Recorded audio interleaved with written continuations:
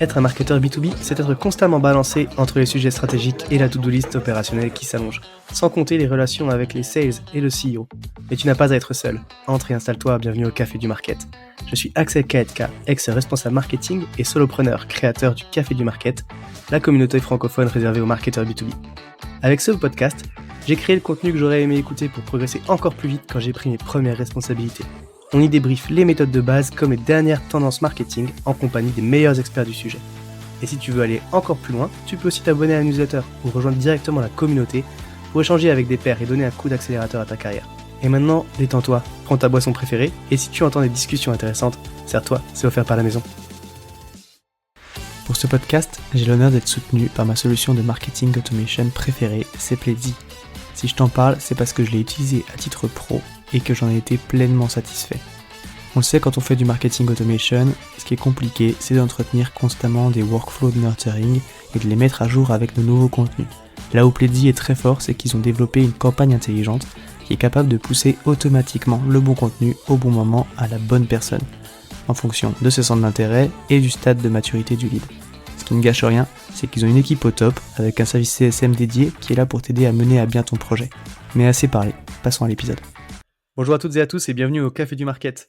La première année, quand on est un tout nouveau Head of ou CMO, ou en tout cas qu'on passe comme ça sur une fonction à responsabilité, c'est plein de challenges et de nouveautés. Entre la prise de hauteur qui va être demandée sur les KPI, les relations avec d'autres C-level, le management, les sujets ils sont nombreux et ils sont tous aussi délicats les uns que les autres à gérer. Pour parler un petit peu de cette transition et de comment la gérer, je suis ravi d'être aujourd'hui avec Megan Gatto, qui est Head of Marketing chez Figures depuis un peu plus d'un an et qui va nous raconter un peu comment justement s'est passée cette première année. Bonjour Megan. Bonjour Axel. Écoute, je suis ravi que tu aies accepté mon invitation pour parler de ce sujet-là parce que on parle toujours un petit peu d'expérience, de bonnes pratiques, de galères, de trucs, mais c'est une transition qui peut être tellement compliquée à gérer, tellement les sujets ils sont variés et il y a des choses qui changent aussi. Donc je suis ravi que tu aies accepté en tout cas de venir partager ton expérience sur ce point-là, quoi. On- on- Écoute, pour ma part, je suis ravie que tu m'aies invitée et c'est vrai que je pense que ça peut être assez intéressant parce que moi-même, j'aurais bien aimé peut-être écouter ce genre de podcast quand je suis arrivée chez Figures. Carrément. Bah écoute, est-ce que tu peux te présenter en quelques mots peut-être pour débuter, s'il te plaît? Oui, bien sûr. Donc, comme tu l'as dit, je suis Head of Marketing chez Figures depuis maintenant 1 an et demi. Au total, ça fait presque une dizaine d'années que je suis dans le marketing. J'étais principalement dans le B2C. J'ai fait 6-7 ans dans le B2C, dans plusieurs entreprises, plusieurs postes, mais j'avais surtout un focus CRM. Et ensuite, suite à une formation chez Lyon, que je salue d'ailleurs, en grosse, j'ai ensuite bifurqué vers du B2B. Je voulais vraiment voir un peu l'univers B2B marketing parce que c'est radicalement différent de ce qu'on peut faire dans le B2C. Donc j'étais grosse marketing manager chez Mindset et ensuite je suis arrivée donc chez Figures en 2022 pour être Head of Marketing. Très cool. Ouais, effectivement. Bon, la distinction B2C, B2B, on pourrait en parler aussi, mais c'est pas notre sujet là, quoi. Je vais essayer de me cadrer. Mais du coup, bah, rentrons directement dans le vif du sujet. Donc, tu l'as dit, maintenant, tu es Head of Marketing. C'est la première fois que tu occupes cette position. Est-ce que tu peux déjà me décrire ta vision du rôle et puis après aussi un petit peu déjà le rôle du marketing chez Figures? Oui, bien sûr. Donc je suis arrivée, donc comme je disais, en 2022. J'étais la huitième employée chez Figures et donc la première en marketing. Donc, qui dit premier en marketing dit forcément couteau suisse. Donc, il y avait très peu de choses qui étaient faites parce que donc ils fonctionnaient avec des freelances qui étaient là quelques jours par mois. Donc, c'était vraiment être capable de mettre toutes les pierres, je dirais, à l'édifice marketing, de vraiment sauter de sujet en sujet. Et même maintenant, en fait, c'est beaucoup de sujets parce qu'on est une petite équipe. Comprendre très rapidement les enjeux business, s'adapter aux chiffres également qui peuvent varier. Forcément, on est une start-up encore. Donc voilà, donc c'est un peu le rôle du marketing chez Figure, c'est vraiment être un peu touche à tout, je dirais. Je dirais voilà, donc marketing chez Figures, élément central du business. En fait, parce que pour donner un peu d'historique, on est historiquement basé sur de l'inbound Ok. chez Figures, ce qui est assez pas forcément commun pour un tool B2B. Et donc, on essaye de diversifier un peu la pipeline. Ça, c'est un de nos enjeux du moment. Mais vraiment, le marketing chez Figures, c'est pour le moment la personne, ou en tout cas les personnes qui ramènent le business. Ok, donc c'est un vrai générateur de business, quoi. Exactement. Euh, Très cool. Donc tu l'as dit, ouais, quand t'es arrivé, t'étais la première personne au marketing. Donc maintenant, t'es head of, il y a une équipe. Qu'est-ce qui a le plus changé pour toi entre tes précédentes expériences, parce que bon, il y a effectivement tout ce que tu as fait avant aussi, et puis tes premiers mois peut-être du coup chez Figures, et puis au final ce nouveau statut de chef d'équipe, quoi. Je dirais que ce qui a changé le plus, pour moi, versus toutes mes autres, expériences précédentes, confondues, c'est vraiment les responsabilités. En fait, au début, quand je suis arrivée, je m'en suis pas forcément rendu compte parce qu'il y avait tellement de choses à faire que voilà, je me suis dépêchée un peu de faire un peu, de mettre les fondations un peu partout. Mais une fois que tout ça a été fait et qu'on a été un peu plus structuré, qu'il y a eu plus de gens, dans l'équipe, c'est vraiment les responsabilités. Bah, comme je disais, on ramène beaucoup du business et en plus, bah, comme on lève des fonds, forcément, on a des comptes à rendre, je dirais.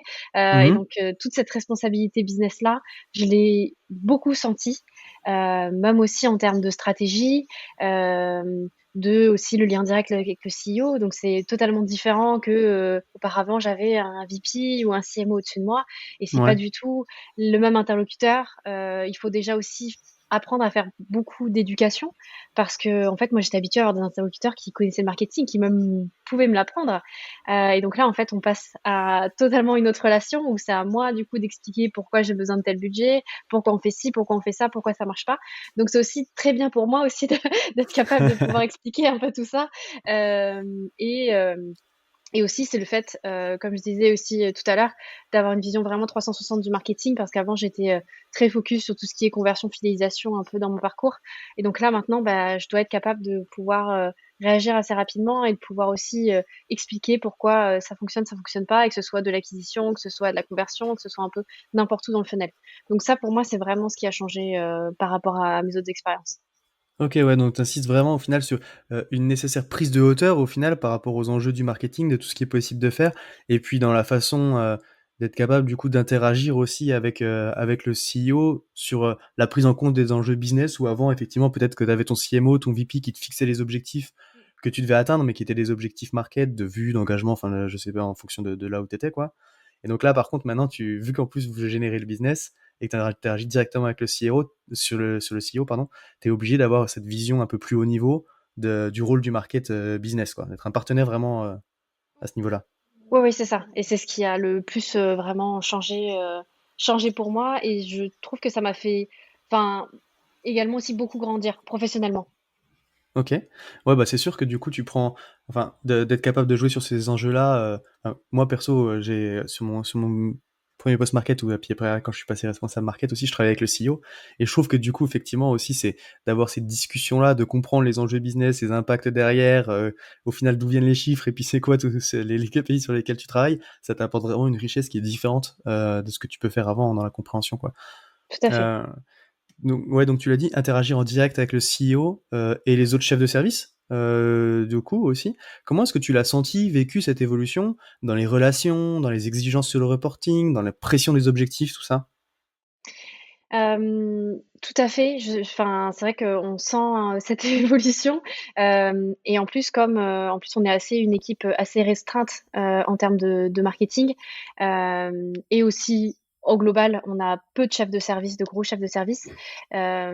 Déjà, enfin, ce qui est, je pense, très important et ce qui a été mis en place chez Figures, et je suis ravie de l'avoir comme, je dirais, partenaire, c'est le head of sales, Mhm. qui, enfin, parce que des fois, il peut y avoir des guéguerres un peu sales marketing, voilà, dans le B2B. Classique, Classique. Je classique. pense qu'on l'a entendu dans tes épisodes un paquet de fois. Mais voilà. Et en fait, là, le fait d'être vraiment partenaire, de travailler ensemble sur la stratégie, enfin voilà, je regarde sa stratégie sales, il regarde ma stratégie marketing, tous les reportings, on les fait ensemble au CEO. Ça permet, en fait, on est vraiment enfin, teammates et on n'est pas du tout en concurrence. Bah tiens, c'est moi qui ai ramené ci, c'est moi qui ai ramené ça. Et ça, je pense que ça m'a aussi beaucoup aidé. Si j'avais été avec quelqu'un en compétition qui était voilà un peu dans son silo et moi dans le mien, je pense que mon travail aurait été beaucoup plus complexe et aussi j'aurais beaucoup moins appris, ça c'est sûr.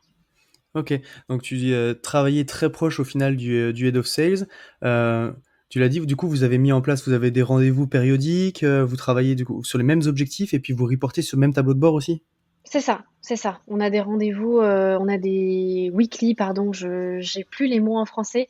On a des T'inquiète, weekly vas-y. meetings avec donc avec le CEO et le head of sales.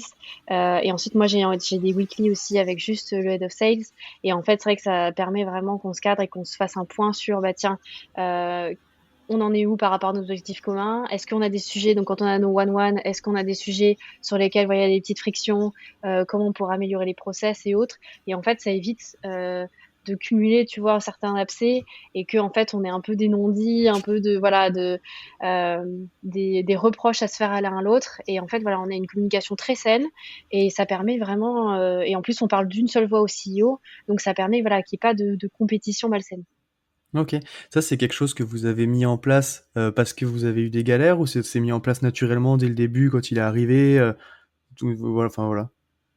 Non, ça s'est mis en place naturellement. Je pense que, comme je disais, j'ai eu de la chance de l'avoir en tant que head of sales, parce que je pense que voilà, il avait aussi certainement, il a plus d'expérience que moi, et je pense qu'il avait peut-être mis aussi précédemment dans ses autres entreprises, et donc il a certainement vu aussi que ça fonctionnait et que ça servait à rien de voilà d'avoir des guéguerres.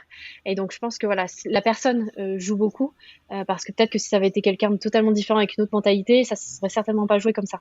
Donc c'est vraiment lui qui a mis ça en place dès le début, d'avoir beaucoup de communication, des weekly, voilà, on parle d'une seule voix. Et même, ça se ressent côté business, ça fonctionne beaucoup mieux. Ok.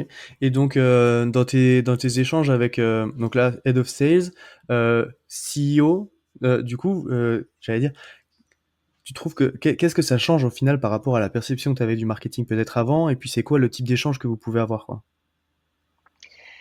Avant, en fait, je pense que je ne me rendais pas forcément compte à quel point le marketing pouvait avoir un impact. Ok. Parce que on est dans notre petite équipe marketing et quand on n'a pas forcément de lien avec bah, les C-level ou la direction, on se rend compte un peu de l'impact de notre campagne. Par exemple, bah voilà, moi je faisais pas mal de campagnes emailing. Ah bah tiens, les taux d'ouverture sont bons, on a eu pas mal de clics, etc. Voilà. Et en fait, ça allait un peu plus, de façon un peu plus élevée, mais tu vois, stratégie CRM. Et en fait, ça s'arrêtait un peu là. En fait, tu vois, même maintenant, je pense que je suis incapable de te dire les revenus que j'ai pu générer ou tu vois, genre vraiment l'impact côté business que j'ai pu générer avec ces campagnes-là. Et en fait, je pense que c'est vraiment ça la différence, c'est que je me rends compte qu'en fait, ce que je fais et ce qu'on fait au marketing, hein, quand je dis je, c'est l'équipe marketing, euh, ça a vraiment un impact. Et c'est pas juste, bah, on fait un petit truc dans notre coin et si ça marche, tant mieux. Et si ça marche pas, tant pis. Je vois vraiment en fait les curseurs selon, bah, tu vois, par exemple, la semaine du 1er novembre. Donc c'était les vacances et en plus c'était un jour férié. Bah, en fait, le business, bah, il a plongé de moitié. Et en Hmm. fait, c'est là où tu te dis, bah ouais, en fait, bah, parce que personne, les Français étaient en vacances. Et en fait, tu te rends compte de l'impact du business parce que tu regardes tout le temps les chiffres, tu regardes tout le temps les KPI, le revenu. Et donc, en fait, c'est là où vraiment tu permets un peu, ça me permet d'avoir une autre dimension du marketing. Ok, très cool. Et ça, du coup, tu l'as dit, toi, quand tu étais dans l'équipe, au final, tu le ressentais pas trop, parce que tu avais ce filtre au-dessus de toi. Euh, Est-ce que c'est du coup une leçon, enfin, j'allais dire que t'as retenue, et puis est-ce que c'est t'essaies du coup d'impliquer toi ton équipe dans cette vision des KPI, de leur transmettre du coup au final ce qui t'a manqué peut-être avant? Tout à fait, tout à fait. Parce qu'en fait, sinon, enfin, c'est pas qu'on est moins motivé ou autre, mais en fait, le fait de pas voir le direct impact, je pense que, enfin, c'est pas aussi motivant que tu te dis, bah tiens, j'ai fait une campagne, bah ça a super bien marché, on a généré X4 pipeline la semaine dernière, ou voilà, ou Mhm. bah tiens, je vois que ça s'écroule un peu, je vais chercher pourquoi, etc. Donc c'est pour ça que effectivement, moi dans mon équipe, je fais un reporting KPI toutes les semaines. Donc il voit exactement la même chose que le CEO voit parce qu'on est assez transparent chez Figures. Donc il n'y a pas de voilà, certaines personnes doivent voir certains chiffres ou d'autres non. Mhm. Donc il voit exactement les mêmes chiffres. J'explique un peu où on en est, etc. Et après aussi, on a un meeting weekly avec différentes personnes qui sont impliquées dans tout ce qui est génération de pipeline. Donc ça peut aller des partenariats ou bah tu vois quelqu'un du gros en marketing. Et ensuite voir en plus donc un peu chaque semaine où est-ce qu'on en est en pipeline, les activités qui ont été mises en place, vraiment secteur par secteur, je dirais tactique par tactique.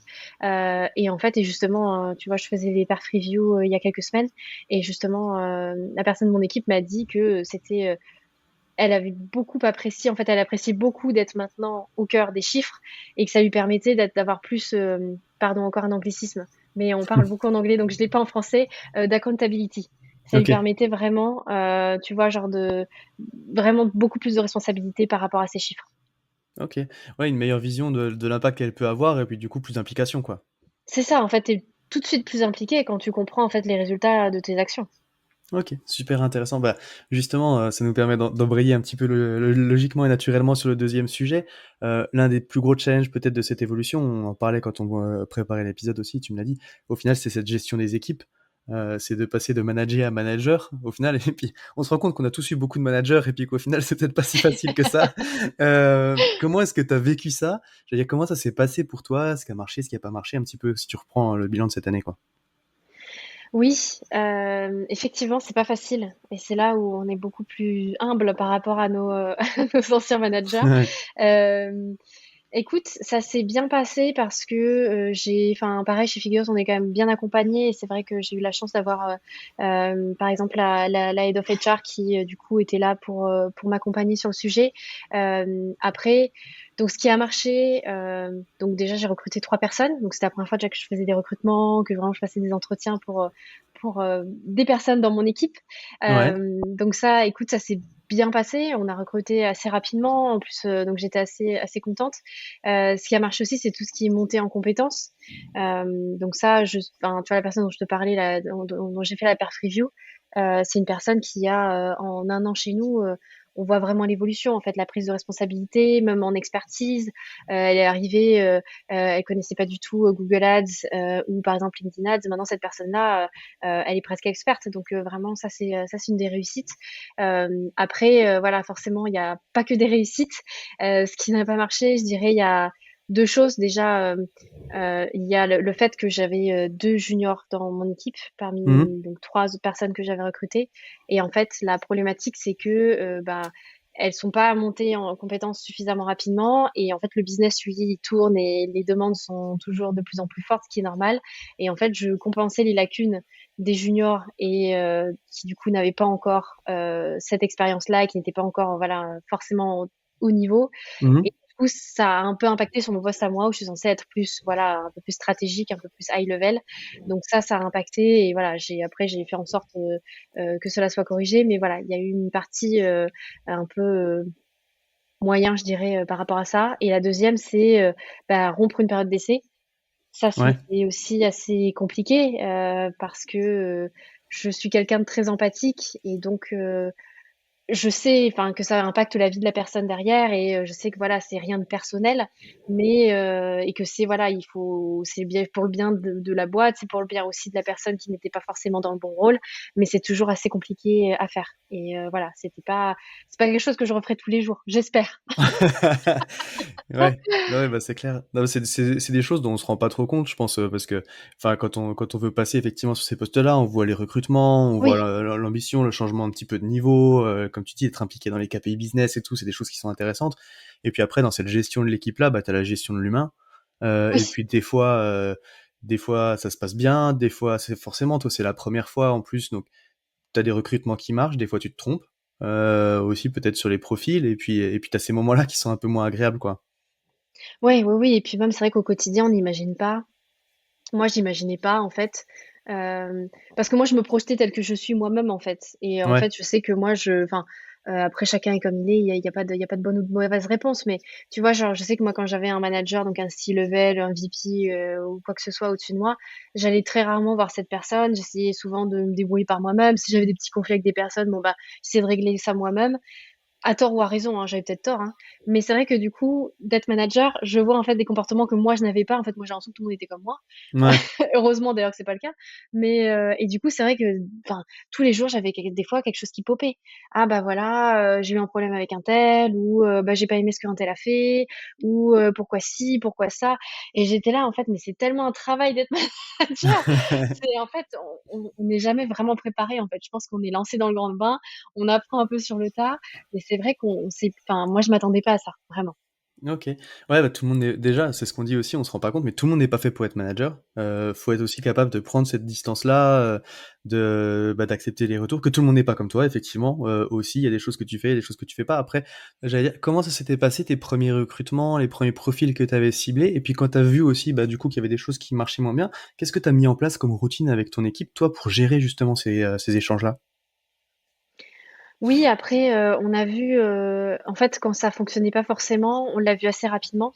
Et en fait, c'est pour ça que, bah, après moi je suis, pour donner une seconde chance aux gens.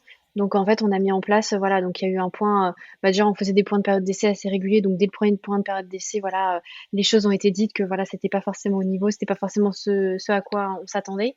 Donc voilà, on a mis en place vraiment un process pareil où j'étais, enfin c'était pas du micromanagement loin de là, parce que je suis, pas du tout, là-dessus, mais d'être un peu plus, cadrée et peut-être un peu plus la guider parce que comme elle était junior, bah, elle s'éparpillait beaucoup et du coup, elle faisait pas forcément les choses qui étaient les plus importantes, les plus focus pour le business.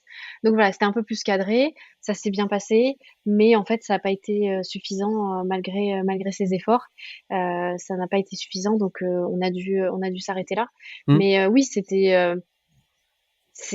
ça arrive, j'imagine, dans la vie de manager de des fois, voilà, se tromper de recrutement et en plus, bah, voilà, comme tu dis, ça permet, pour les prochains, de peut-être déceler des choses que j'étais pas capable de déceler avant, d'avoir été mise dans le bain et qui maintenant me permettront de pas faire 2 fois, la même, erreur, je dirais. Ouais, bah, parce que j'allais dire, en plus, pour toi aussi, du coup, c'est un moment Oui. compliqué, en tant que manager, quoi. Et est-ce que du coup, dans la façon aussi peut-être de transmettre tes objectifs ou de fixer les objectifs à ton équipe, ça t'a fait évoluer? Comment est-ce que tu, du coup, tu leur communiques au final ce qu'ils doivent faire? Enfin, ce que t'attends d'eux, en tout cas, et ce qui est attendu du marketing aussi par rapport à toi, parce que tout est lié à ce que toi, tu dois reporter aussi, quoi. Oui, c'est ça et bah, comme je disais, en fait, chez Figures, on est assez, transparent sur, tout ce qui est OKR, KPIs et cetera. Et en fait, ce que je fais, c'est que je construis un peu la donc on a la stratégie, la vision business pour l'année à venir, le semestre à venir et en fait, je co-construis avec eux. Et en fait, je suis pas du tout, enfin, j'ai je sais pas, j'ai du mal avec, bah, tiens, je vais pondre telle stratégie, on va faire ci, ça, ça, ça, ça. Mmh. Et puis, bah, voilà, c'est ce que tu vas faire et puis adapte-le avec, ton secteur. Toi, tu es en gros, voilà. Et j'ai un peu de mal avec ça. J'ai l'impression que tu as du mal un peu à adhérer à une stratégie si tu n'as pas été au cœur de celle-ci. Et donc, en fait, pour moi, c'est vraiment important de faire participer tout le monde parce qu'en plus, je n'ai pas la science infuse et les personnes, ont peut-être des idées qui sont peut-être meilleures que les miennes. Et donc voilà, donc en fait, on fait comme ça, ce qui permet d'avoir aussi une adhésion, comme je disais, à la stratégie, et de s'en imprégner beaucoup plus facilement. Quand tu l'as créée, bah, tu la connais beaucoup plus facilement que si c'était quelqu'un qui te l'avait pondue et qui te l'avait tendue, sur une feuille. Donc voilà comment on fonctionne et je sais que dans les autres départements, c'est à peu près pareil, où il y a beaucoup, voilà, d'échanges entre, bah, le head of, le VP ou autre et les autres équipes. Ok. Est-ce qu'il y a, il y a des ressources, il y a enfin, t'as des conseils ou qui t'auraient particulièrement aidé à passer ce cap où tu te dis avec le recul, j'aurais bien aimé le savoir avant, tu vois? C'est une bonne question. Parce que je me dis que d'un côté, en étant lancée dans le grand bain comme ça, est-ce que, enfin, j'ai pas plus appris que si, tu vois, on m'avait dit, bah, faudrait faire ci, comme ça. Et du coup, un peu, tu vois, de suivre un peu un template ou tu vois, un Mmh. process. Donc d'un côté, tu vois, il y a une partie de moi qui dirait que je referais pareil parce que au moins ça m'a permis d'apprendre plein de choses. Et voilà, il faut faire des erreurs pour apprendre. Et de l'autre, je pense que j'aurais peut-être aimé avoir été un peu plus préparée au fait que voilà, comme je disais avec le management. Le OK. management, ça a été assez complexe, comme je disais, voilà, j'ai comblé des lacunes, voilà, souvent j'avais voilà des interactions, ce qui est normal, voilà, qui viennent me voir pour s'ils ont des soucis ou autre. Mais c'est vrai que ça a pas mal empiété sur mon travail à moi, donc peut-être comment gérer un peu, à la fois gérer une équipe et être capable de gérer un peu tout ce qu'on me demande à moi, donc le reporting business, ramener le revenu, etc., etc. Comment être capable de concilier les deux, être sur le level stratégique et aussi savoir gérer les équipes, en toute bienveillance. Ouais. Ouais, bah, au final, c'est ça, c'est tout l'enjeu, puis c'est ce que tu disais quand tu combles, enfin, quand tu combles aussi des trous, c'est du coup, c'est comment est-ce que tu gères au final ce que tu dois faire toi, et C'est puis ça. en même temps la nécessité d'être disponible pour ton équipe, parce que ça reste ton rôle, d'être aussi là pour tes managers, quoi. C'est ça. Très cool. Ok, du coup, bon, on a parlé pas mal un petit peu du rôle et puis de tes missions, de tes enjeux. C'est quoi, du coup, par contre, si on doit parler un petit peu plus market, tes enjeux du moment, tes challenges? J'en ai parlé un peu au début, donc diversifier la pipeline, c'est un de nos enjeux du moment, parce que, bah, déjà, c'est top d'avoir beaucoup d'inbound. Je Mhm. pense que voilà, c'est peut-être la chose la plus dure à développer. Donc ça, on a ça. C'est pas parfait, on peut encore optimiser, mais au moins on a de bonnes bases. Donc c'est diversifier avec plus, d'outbound. Donc ça, on a commencé à mettre un peu les choses en marche, mais tu vois, c'est pour éviter, comme je disais, avec la semaine du 1er novembre, quand, le marketing, va un peu moins bien, bah, que le business reste pareil et qu'on soit pas impacté par bah tiens, on a des soucis dans Google Ads ou autre. Le business reste pareil. Donc ça, c'est un de nos premiers points. Et parlons de Google Ads. Deuxième point, c'est optimiser les ads. En fait, c'est assez fluctuant. Des fois, en fait, on atteint un certain, j'ai l'impression, plafond de verre en termes de dépenses, de performance. Donc, on essaye un peu. Donc, on a optimisé de notre côté. Là, on a fait appel récemment à une agence pour nous aider un peu à restructurer nos campagnes, à un peu relancer la machine, je dirais, Mhm. pour revenir aux performances qu'on avait précédemment, même si Google Ads, ça reste notre deuxième source de pipeline. Mais voilà, pour que on dépense, je dirais, plus intelligemment et qu'on ait de meilleurs résultats. Ok, très cool. Et si devais du coup résumer notre échange un petit peu ce qu'on s'était dit là sur, c'est quoi le conseil que tu retiendrais du coup pour un marketeur qui va passer, ou en tout cas, ou qui ambitionne peut-être aussi de passer ce cap-là, de passer du coup de marketing manager à head of. De prendre de bonnes vacances avant, de bien dormir, parce que ça va être dur. Mais ça va être dur, mais ça va être intense et ça sera top. Donc, je pense que le premier conseil, ce serait ça. Ce serait de prendre, avant de transitionner, de changer de job, prends 2 semaines et repose-toi. Ouais. Je pense que ce serait ça. Et c'est ce qui m'a servi aussi. Et puis après, vraiment, pas hésiter à échanger avec des pairs. Je sais que je suis sur quelques groupes, quelques Slack groupes, et j'ai fait de très belles rencontres dessus. Et ça m'a aussi permis, parce qu'en fait, des fois, comme on est tout seul, en fait, head off, et bah, on n'a personne d'autre à qui parler, des fois, en fait, on a l'impression pas d'être fou, mais tu vois, genre, ah bah oui, j'avais raison, ou ah bah d'accord, c'est pour ça que ça marche pas, ou voilà, de essayer de se rassurer en fait. Ça permet de pas mal se rassurer, d'échanger des bonnes pratiques, d'avoir des idées. Tu vois, là, on échangeait avant, tu m'as donné une idée que je pouvais faire. Enfin, je pense que échanger avec des pairs marketing, ça permet de vraiment pas garder les pieds sur terre, mais d'être voilà, capable de rester dans l'air du temps, je dirais. Ok, très cool. Bon bah écoute, merci pour ton partage. C'est super transparent et puis c'est cool parce que on sent que c'est authentique. Tu vois, je pense que tu l'as dit, la transition elle est super intéressante à vivre, mais c'est quelque chose qui est aussi c'est éprouvant. Toi tu t'engages, puis en plus quand tu commences effectivement à avoir aussi cette gestion, je pense des hommes, c'est peut-être le sujet le plus compliqué. Enfin je dis des hommes et des femmes Oui, oui, évidemment, mais des équipes c'est vraiment ce qui est le plus compliqué parce que c'est de l'humain et puis toi aussi t'as de l'affect et c'est quelque chose qui est difficile à gérer quoi. tout à Donc, fait. merci beaucoup pour tout ça. Et si jamais il y a des petites questions pour toi, pour le coup, on peut te trouver Sur LinkedIn, on sur peut me LinkedIn. trouver, on m'ajoute, on m'envoie un message et je réponds généralement. Tu peux en attester très rapidement. Je peux en attester, effectivement, parce que c'est le canal que j'ai utilisé. Je pose la question de façon anodine, tu vois, mais c'est vrai que tout le monde répond à LinkedIn de toute façon, parce que là, au final, pour le B2B, les marketeurs, ça reste quand même un beau réseau. Mais Euh, justement, pardon, juste, Vas-y, vas-y. justement, si il y a quelqu'un qui nous écoute, voilà, et qui souhaite faire la transition, qui vient juste de faire la transition, c'est vraiment avec plaisir pour échanger et pour l'aider. Je pense que voilà, ça peut toujours être utile. J'aurais bien aimé avoir ça et c'est avec plaisir que je veux bien le faire pour quelqu'un ou quelqu'une. Super. Bah écoute, merci, c'est très très cool de passer le message. Et j'espère qu'il sera entendu pour ceux qui s'apprêtent à vivre la transition. Bah écoute, Megan, du coup, merci pour tout. Je te dis à très bientôt. Merci beaucoup, Axel. Salut. Salut. À tous ceux qui ont tenu jusqu'ici, déjà merci beaucoup, et j'imagine que le sujet vous a plu, donc n'hésitez pas à envoyer de bonnes ondes à notre invité. Pour ceux qui le souhaitent, le meilleur moyen de soutenir le podcast, ça reste d'en parler autour de vous et de laisser 5 étoiles sur ta plateforme d'écoute préférée. Je compte sur toi. Dans tous les cas, à bientôt pour un prochain rendez-vous au Café du Market.